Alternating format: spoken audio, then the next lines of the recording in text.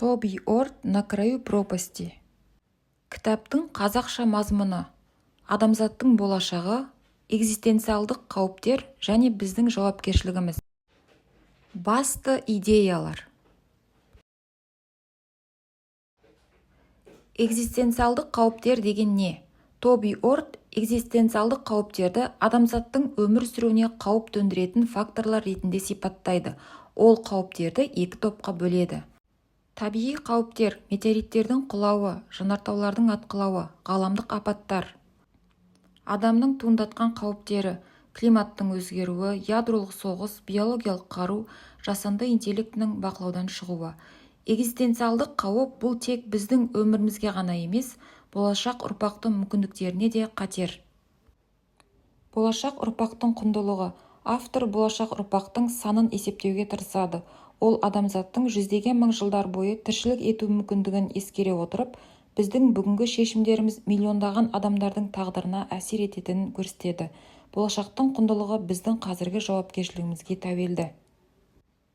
Адамзаттың қазіргі жағдайы. Тоби Орт адамзаттың ғылым мен технологияны дамытқанына қарамастан өз әрекеттерімен өзіне қауіп төндіретінін талқылайды.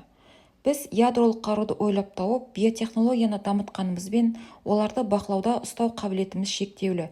Өзіміз жасаған нәрсе бізді жоюы мүмкін. Бұл біз мойындауға тиіс шындық. Қауіптерді қалай азайтуға болады? Автор экзистенциалдық қауіптерді азайту үшін келесі әрекеттерді ұсынады. Бірінші, ғылыми зерттеулерді қаржыландыру, табиғи апаттарды алдын ала болжау жүйелерін жасау. Екінші, халықаралық ынтымақтастық, әсіресе ядролық қару мен климат мәселелерінде. Үшінші, этикалық ойлау, әр шешімнің ұзақ мерзімді салдарын ескеру. Төртінші, жеке жауапкершілік, әр адамның экология мен қоғамға қосқан үлесін арттыруы. Адамзаттың өмір сүруі үшін біз қауіп-қатерді мойындап, бірлесіп әрекет етуіміз керек. Кітаптан алынатын негізгі сабақтар. Бірінші, болашаққа жауапкершілік. Біздің қазіргі іс-әрекеттеріміз тек бүгінгі күнге ғана емес, миллиондаған жылдарға әсер етеді. Екінші, ғылыми прогрестің екі қыры. Ғылым мен технология бізге үлкен мүмкіндіктер берді, бірақ оларды дұрыс қолданбау адамзат үшін апатқа келуі мүмкін.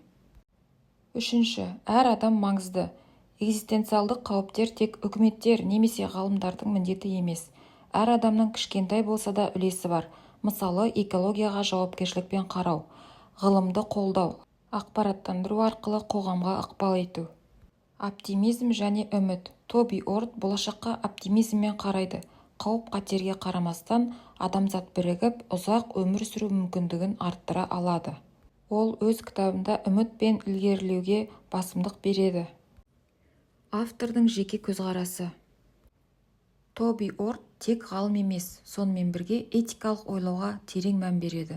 Ол болашақ ұрпақтың тағдырына бей-жай қарамай, барлық әрекеттеріміздің салдарын ескеруге шақырады. Оның ойынша, біз өткеннен сабақ алып, болашаққа ең мықты негіз қалауымыз керек. Біздің мақсатымыз тек аман қалу емес, гүлденген, әділ, тұрақты болашақ құру. Қорытынды ойлар. Тоби Орттың негізгі идеясы: адамзат алдында үлкен жауапкершілік тұр. Біз технологияны дұрыс бағытта пайдаланып, экзистенциалдық қауіптерді азайтсақ, болашақта миллиардтаған жылдық өмір мүмкіндігіне ие боламыз.